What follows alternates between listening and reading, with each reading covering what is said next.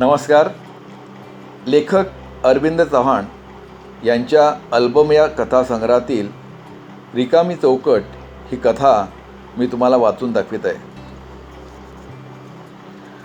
वंदनाबाईंच्या हटवादी वृत्तीमुळे घरात केव्हा तरी स्फोट होणार याची कल्पना आनंदरावांना आली होती. मोठ्या मुलाच्या बाबतीत घडलेल्या घटनेची पुनरावृत्ती होऊ नये म्हणून ते अतिशय प्रयत्नशील होते. आई आणि सासू या नात्यांचा तराजू सांभाळण्यात वंदनाबाई मात्र कमी पडत होत्या. त्याचा मोठा परिणाम झाला. त्यांच्या आग्रही आणि हटवादी स्वभावामुळे मोठा मुलगा आणि सून तडकाफडकी राहते घर सोडून गेली होती. त्यांच्या नात्यामध्ये आलेला दुरावा अजूनही संपलेला नव्हता. उलट जवळचे नातेवाईक आणि मित्रमंडळी यांना चर्चेचा विषय मिळू नये म्हणून आनंदरावांना मात्र अनेक कसरती कराव्या लागत होत्या. तुझ्या आडमोठ्या स्वभावामुळे यापूर्वीच तुझ्या मोठ्या मुलाला आणि सुनेला तू दुरावली आहेस. निदान धाकट्या मुलाबरोबर आणि सुनेबरोबर तरी समंजसपणे वागत जा. प्रसादचा विवाह निश्चित झाल्या क्षणी आनंदरावांनी वंदनाबाईंना समजावलं होतं, बजावलंच होतं. पण वंदनाबाईंच्या स्वभावात मात्र अजिबात फरक पडला नव्हता. मुलाच्या आणि सुनेच्या दैनंदिन बाबीमध्ये त्यांचा प्रमाणाबाहेर हस्तक्षेप होत होता. अंजली, त्यांची धाकटी सून, वंदनाबाईंच्या वागण्यानं त्रस्त झाली होती. प्रत्येक गोष्टीमधील वंदनाबाईंची ढवळाढवळ तिला अजिबात पसंत नव्हती. शेवटी स्फोट झालाच. स्वतंत्र विचारसरणीच्या अंजलीला स्वतःच्या नवऱ्यावर सासूबाईंच्या प्रमाणाबाहेर असणारा प्रभाव असह्य झाला. वंदनाबाईंच्या समक्षच अंजलीनं प्रसादला विचारलं, आईच्या पंखाखालीच आयुष्य काढायचं होतं तर लग्न कशाला केलंस? अंजलीच्या तीक्ष्ण प्रश्नाने प्रसाद भेदरला. मुलाचं लग्न झालं की त्याच्यावरचा अधिकार कमी करायला हवा याची जाणीव त्यांना करून का देत नाहीस तू? कठपुतळीचं आयुष्य जगायला मी इथं आलेलं नाही. आपल्या एकांतात पण सुद्धा सासूबाईंची लुडबुड चालू असते. बंद करा हे सारं. तू त्यांचा मुलगा असशील तरी आता माझा नवरा आहेस आणि त्या नात्यानं माझा तुझ्यावर हक्क आहे याची जाणीव ठेवून वागत जा हे सासूबाईंना सांग, नाहीतर माझी कुचंबणा होईल. आणि हो, सासूबाईंना स्पष्ट शब्दात त्यांच्या मर्यादेची जाणीव करून दे. कढईतल्या तापलेल्या तेलासारखे तडतडणारे शब्द प्रसादला अनुत्तरित करत होते. त्याचा कोंडमारा वाढत होता. आई की बायको, कुणाला कसं समजवावं? का वागतात अशी माणसं? माझा विचार कुणी काच करत नाही. मी गुदमरतोय, डोकं भणभणतंय, पण याची जाणीव कुणालाच होत नाही. प्रसाद अधिकच विचारमग्न झाला. अंजलीला समजावण्याचा प्रयत्न करू लागला, पण ती ठाम होती. हे बघ, तुझी आई असली तर मी नको त्या गोष्टी खपवून घेणार नाही. मला माझी स्वतंत्र मतं आहेत आणि ती व्यक्त करण्याचा मला पूर्ण अधिकार आहे.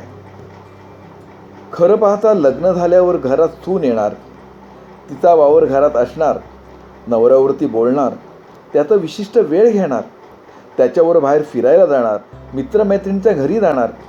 अहो, हे सर्व ओघानं आलंच. मग याचं भान सासूबाईंना नको का? तुझ्या आईला त्यांच्या सासूचा सहवास मिळाला नाही, त्यामुळे सुनेचा होणारा मानसिक कोंडमारा त्यात समजणारच नाही. तुझं लग्न होईपर्यंत एकमेव स्त्री म्हणून त्या घरात वावरत होत्या, त्यामुळे नात्याचे बंध सांभाळण्याची त्यांना ओळखही नाही आणि सवयही नाही. अंजलीचं बोलणं बिनतोड होतं. तिच्या विचारांची मांडणी मुद्देसूद होती. आता आईला नात्याचे नवे बंध कसे समजावून द्यायचे आणि ते अंमलात आणण्यासाठी कसा प्रयत्न करायचा याचाच विचार प्रसाद करत होता. 21व्या शतकात वावरणाऱ्या अंजलीच्या ठाई विचारांचा ठामपणा होता. निर्णयाची ती पक्की होती. अंजलीच्या या आक्रमक पवित्राने वंदनाबाई गडबडून गेल्या.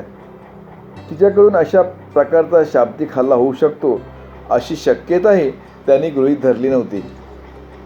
बेसावध सावजावर एकाकी झडप घातल्यावर त्याची जी अवस्था होते तशीच अवस्था वंदनाबाईंपुढे उभी होती.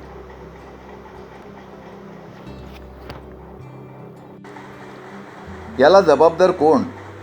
विचारांचा भोंगा वंदनाबाईंना पोखरून काढू लागला. गेली 28 वर्ष आपल्या नजरेसमोर लहानाचा मोठा झालेला आपला मुलगा लग्न झाल्यानंतर फक्त 6 महिन्यात वेगळं रूप घेऊ शकतो यावर त्यांचा विश्वासच बसेना. मुलाचे पालनपोषण ते त्याच्या आवडीनिवडी यावर वंदनाबाईंची हुकमत होती. आज ती निष्ठू पाहत आहे याची त्यांना जाणीव होत होती. काय करावं, यातून कोणता मार्ग काढावा सुचत नव्हतं. आनंदरावांनी मात्र या सर्व प्रकारात अलिप्ततेचं धोरण स्वीकारलेलं होतं.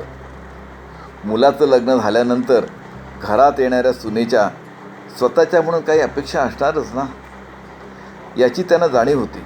लग्नानंतर आईवडील म्हणून मुलाबरोबर आणि सासू सासरे म्हणून सुनेबरोबरच्या नात्याचे दुहेरी पदर जपायला हवेत याचं शहाणपण त्यांच्या ठायी होतं. पण कमी पडत होत्या त्या वंदनाबाई. प्रसादच्या लग्ना अगोदर या विषयावर त्यांचं सविस्तरपणे बोलणं झालं होतं. पण प्रत्यक्षात त्याची अंमलबजावणी करण्यात वंदनाबाई मात्र कमी पडत होत्या. आपल्यात आणि मुलात कुणीतरी नवीन वाटेकरी आली आहे या जाणीवेनं त्या अस्वस्थ होत्या. आजवर पूर्ण हक्क असणारा स्वतःचा मुलगा आता विभागला गेला आहे. कोणीतरी नवीन भागीदारी आली आहे ही भावना त्यांना सतावू लागली. मन मोकळं करण्यासाठी वंदनाताई सुजाताताईंकडे गेल्या. मन मोकळं करण्यासाठी वंदनाबाई सुजाता वहिनींकडे गेल्या. घरातील सद्य परिस्थिती कथन करून झाल्यावर त्या म्हणाल्या, वहिनी, आता तूच सांग, माझं काही चुकतं आहे का? वंदनाचं सविस्तर बोलणं ऐकल्यानंतर सुजाता तिला समजावत म्हणाली, हे बघ वंदना, मुलाचं लग्न होण्यापूर्वी तो आपल्या एकटीचाच असतो, त्यावेळी त्याच्यावर आपलाच हक्क असतो. पण लग्न झाल्यावर त्याच्या आयुष्यात एक नवीन व्यक्ती प्रवेश करते. हा प्रवेश त्याच्या मनाचं कारंद फुलवणारा असतो. आपल्या आयुष्यात एक नवीन व्यक्तीचा प्रवेश होत आहे. आपण त्या व्यक्तीशी जोडले जात आहोत. तिच्या भावजीवनाशी आपलं नवं नातं तयार होत आहे. ही भावना त्याच्या मनात असते. ती एवढी सुखद असते की त्यावेळी तो केवळ आणि केवळ त्या क्षणाच्या अनुभूतीमध्ये बुडून गेलेला असतो. नव्या पावलानं प्रवेश करणाऱ्या स्वतःच्या जोडीदारीबरोबर आयुष्याची स्वप्न रंगवण्यात तो दंग असतो. अगं, आपण हे समजून घ्यायला नको का? वहिनी, फार कठीण आहे का हे? कठीण असलं तरी हेच वास्तव आहे आणि ते स्वीकारायला हवं वंदना. हे बघ वहिनी, माझा मुलावरचा अधिकार मी एकाकी कसा सोडू? अगं, अधिकार सोड असं कोणीच म्हणत नाही आहे. प्रश्न आहे अधिकार गाजवण्याच्या तुझ्या वृत्तीचा, तुझ्या हट्टाचा. यात माझं काय चुकतं आहे? लग्न झालं म्हणजे एका दिवसात सर्व चित्र बदलतं की काय? असं कोणीच म्हणत नाही आहे. वंदना, मुलावरचा तुझा अधिकार कुणीच हिसकावून घेणार नाही. पण तो मागण्यापेक्षा कणाकणाने देण्यात खरी मजा आहे. असं बघ, लग्न करून घरी आलेल्या सुनेला तुझ्याकडे वारसा हक्कानं आलेला अधिकार तू कशा पद्धतीने व केव्हा देणार हा खरा प्रश्न असतो. अगं, अधिकार किंवा हक्क असं सांगून किंवा त्याचे तुकडे करून द्यायचा नसतो. ती एक सहज प्रक्रिया असते. ती इतक्या सुलभपणे व्हायला हवी की देणाऱ्याला आणि घेण्याला पण तिची जाणीव होता कामा नये. वंदना, अधिकाराचं हे सत्तांतर सासूकडून सुनेकडे कसं आणि कधी गेलं हे जाणवण्या अगोदरच व्हायला हवं. तू इथेच कमी पडतेस.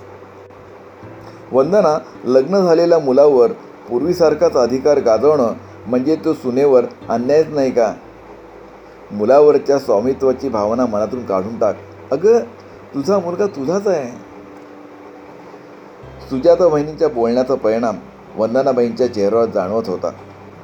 पण त्यांच्या मनाचा गोंधळही तेवढाच वाढत होता. माझं काय चुकतंय हा प्रश्न त्यांच्या दृष्टीनं अजून अनुत्तरितच होता. अंजली प्रसादच्या वागण्याने आश्चर्यचकित होत होती. मनाची होणारी घुसमट आईपुढे मांडण्यास प्रसाद काकू करत होता. तिला या प्रकाराचं नवल वाटत होतं. अरे तू आईशी स्पष्टपणे बोलत का नाहीस? तेवढं सोपं नाहीये ग ते.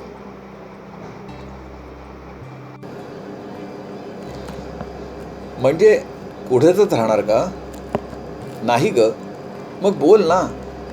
अंजली, ज्या सहजपणे तुझे विचार तू आईपुढे मांडलेस, ज्या स्पष्टतेने तुझी मानसिक अवस्था व्यक्त केलीस, त्या पद्धतीने मी व्यक्त नाही होऊ शकत.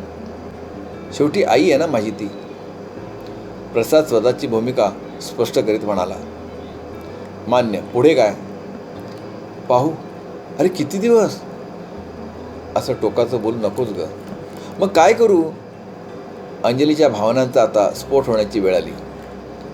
पण प्रसाद गप्पच होता.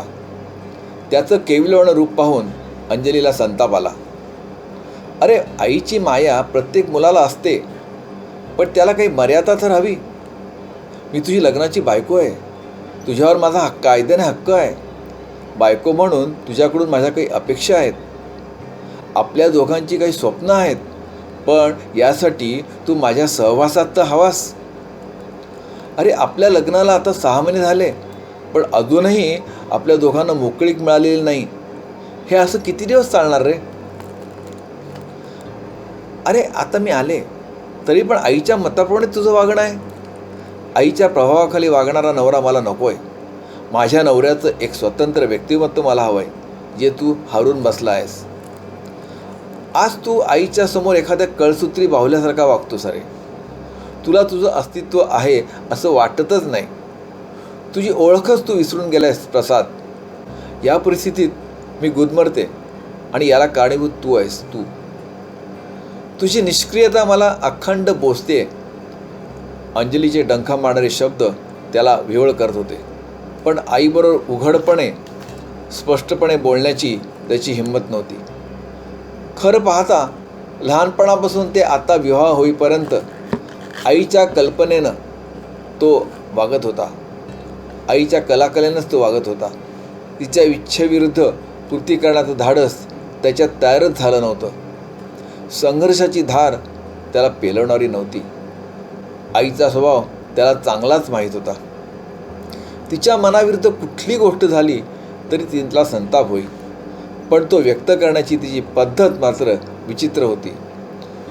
अबोला धरणं, दिवसभर धुमसत राहणं, निव्वळ झोपून राहणं आणि असहकार पुकारणं, अशा तिच्या या वृत्तीमुळे संपूर्ण घर वेठीत धरलं जायचं.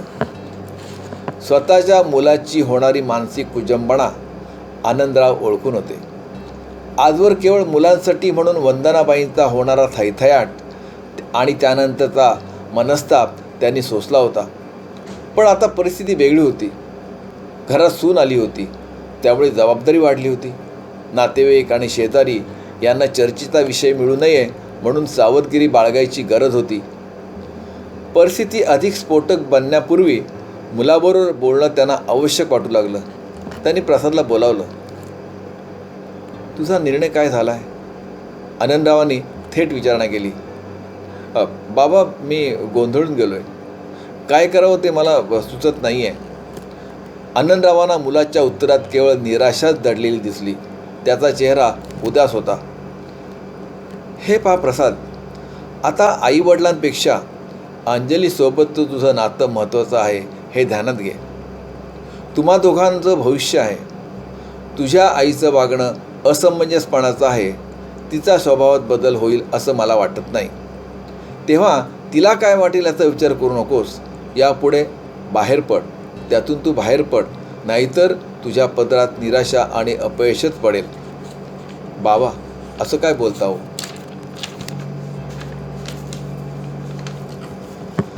हे बघ, आमचा संसार आता पूर्ण झाला आहे. तेव्हा आमची काळजी न करता अंजलीच्या मनाचा विचार कर. अरे आधुनिक विचारसरणीच्या या मुलीची मानसिक कोंडी करून आपल्या हाती काहीही मिळणार नाही. हे वास्तव समजण्याची कुवत तुझ्या आईमध्ये नाही आहे. तुमचा संसार तुमच्या मनाप्रमाणे करा. वंदनाला काय वाटेल त्याचा विचार करू नकोस, कारण तिने घेतलेली भूमिका चुकीची आहे. तुझा बाप तुला हे सांगतोय. वडिलांच्या या सल्ल्यावर प्रसादने गंभीरपणे विचार केला. आईबरोबर स्पष्टपणे बोलण्याची हीच योग्य वेळ आहे याची खात्री पटली. आई, मला तुझ्याशी बोलायचं आहे. वंदनाबाईंनी चमकून प्रसादकडे पाहिलं. त्याचा चेहरा कोरा होता. हा, बोल. आई, माझ्या लग्नाला आता 6 महिने होत आलेत, पण अजूनही मला आणि अंजलीला आमच्या मनाप्रमाणे आणि इच्छेप्रमाणे नवरा बायको म्हणून वावरता येत नाही आहे. तुला समजतंय का मी काय बोलतोय ते? मला चांगलं समजतंय. तू बोलत राहा. वंदनाबाईंच्या आवाजात किंचित कठोरपणा जाणवत होता. आई, लग्न होऊनही अंजलीला माझ्याबरोबर मोकळेपणाने वावरता येत नाही. तिच्या आवडीनिवडीनुसार कुठलीही गोष्ट करता येत नाही. प्रत्येक वेळी तुझी परवानगी घ्यावी लागते. तुला पटलं तरच एखादी गोष्ट करायची, नाहीतर नाही. अजूनही माझ्या प्रत्येक गोष्टीत तूच लक्ष देतेस. अगं, तुझा मुलगा म्हणून ते ठीक असलं तरी आता तुझा मुलगा कुणाचा तरी नवरा आहे हेच तू विसरतेस. त्यामुळे अंजली माझ्यावर नाराज आहे. काही प्रमाणात तिची नाराजी पण योग्य आहे. मला तुम्ही दोघी हव्यात ग, पण प्रत्येकानं स्वतःच्या नात्यानुसार वागायला नको का? तुझा मुलगा आता 2 नात्यांच्या बंधनात अडकला आहे, हे ध्यानात घे. या प्रत्येक नात्याची काही कर्तव्य आहेत, तशा मर्यादाही आहेत. तुला याचाच विसर पडतोय. अंजलीचं आणि माझं नातं कुठली कटुता न येता जपणं हे तुझं कर्तव्य आहे आणि या कर्तव्याचा तुझा विसर पडतोय. आई, तुला या सर्व गोष्टीची जाणीव जेवढ्या लवकर होईल तेवढं आम्हा दोघांचं आयुष्य सुखी होईल. हे बघ आई, या घरात चैत्राची पालवी आणायची की वैशाख वणवा हे आता तुझ्या हातात आहे.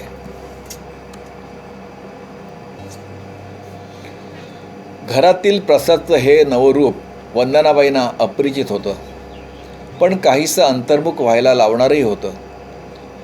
तणावपूर्ण वातावरण आनंदरावांची चिंता वाढवण्यात होतं. यावर नेमका उपाय काय याचाच विचार त्यांच्या मनात ठाण मांडून होता. तणाव असह्य झाला आणि मोठ्या मुलाप्रमाणेच प्रसाद अंजलीला घेऊन घराबाहेर पडला तर आनंदरावांचं हसं झालं असतं आणि परिचितांना चर्चेला विषय मिळाला असता. शिवाय असा प्रकार घडला तर अंजलीच्या आईवडिलांना काय उत्तर द्यायचं हा देखील प्रश्न होता. अशा परिस्थितीत सर्व बाजूंनी टीकेचा भडीमार त्यांना सहन करावा लागला असता. परिस्थिती नियंत्रणाबाहेर जाण्यापूर्वीच ठाम निर्णय घेण्याची गरज होती. स्वतःच्या मानसिक स्थितीची आणि घरातील तणावाची कल्पना त्यांनी सुजाता वहिनींना दिली. फार मोठी चूक करते वंदना, तिला आवरायलाच हवं, काळजीयुक्त स्वरात सुजाता वहिनी म्हणाल्या. तिचा हटवादी स्वभाव लक्षात घेता तिला अजून किती आणि कसं समजावायचं हेच मला समजत नाही.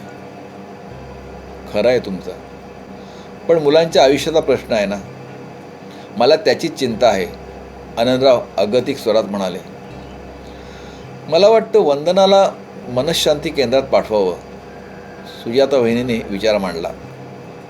त्यानं काहीच फायदा होणार नाही. म्हणजे अहो, ज्या बाईने आजवर दुसऱ्याचं मनस्वास्थ्य बिघडवण्याचं काम केलं आहे तिचं मनस्वास्थ्य कोण आणि काय सुधारणार? तरी पण सुजाता वहिनी आनंदरावांना समजावीत म्हणाल्या, मला हा प्रयोग करून पाहायचा नाही आहे. मग पुढे काय? स्वतःच्या मनाशी थोडा वेळ विचार करून आनंदराव म्हणाले, मुलांचं वैवाहिक जीवन सुखी ठेवण्यासाठी वंदनाला त्यांच्यापासून दूर करणं हा एकच उपाय आहे. म्हणजे सुजाता वहिनींची उत्सुकता ताणली जात होती. वंदनाला घेऊन गावच्या घरी कायम स्थायिक होणं हाच उपाय मला सर्वोत्तम वाटतो. आनंदरावांच्या निर्णयावर सुजाता वहिनी काहीच बोलल्या नाहीत, पण त्यांना आनंदरावांचा योग्य निर्णय वाटला याची खात्री पटली. गावी जाण्याचा निर्णय आनंदरावांनी वंदनाबाईंना सांगितला तेव्हा त्या चपापल्या, गोंधळल्या आणि आश्चर्यचकितही झाल्या. पण त्या कोणतीच प्रतिक्रिया व्यक्त करू शकल्या नाहीत. तो मान आपण कधीच गमावला आहे हे त्यांना समजून चुकलं होतं. अंजली आणि प्रसादनं त्यांच्याविषयी व्यक्त केलेली नाराजी, सुजाता वहिनींनी दिलेल्या आपुलकीच्या सल्ल्यावर न केलेला विचार आणि आनंदरावांचा अबोलपणा त्यांना अधिकच अंतर्मुख करून गेला. पण आता उशीर झाला होता. गावी जाण्यासाठी आनंदरावांसोबत त्या निघाल्या. प्रवेशद्वाराच्या चौकटीतून त्या बाहेर पडल्या. निरोप घेण्यासाठी त्यांनी मोठ्या अपेक्षेने मागे वळून पाहिलं, पण चौकट रिकामीच होती. धन्यवाद.